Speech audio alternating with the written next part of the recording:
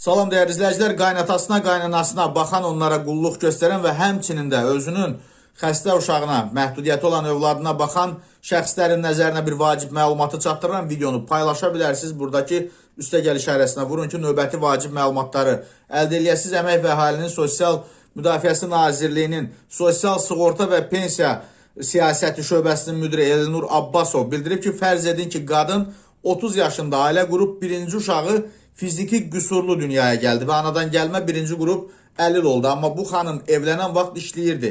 Birinci qrup əlil uşağına baxmaq üçün o iş yerindən çıxmaq məcburiyyətində qalır. O qadın 65 yaşına çatanda onun evlənənə qədər ki işlədiyi dövrü sığorta stajı, üstəgəl həmin o əlil uşağa baxdığı dövrü onun stajına sayırıq və pensiya hüququ yaradırıq. Bundan başqa şöbə müdiri qeyd edir ki, amma şərt budur ki, deməli o uşaq anadan gəlmə və ya 18 yaşa qədər qazanılmış birinci qrup əlil olsun. Yaxud da ahıl şəxslərlə bağlı gəlin 70 yaşlı qaynatasına, qaynanasına baxmaq üçün iş yerini tərk etmək məcburiyyətində qalır.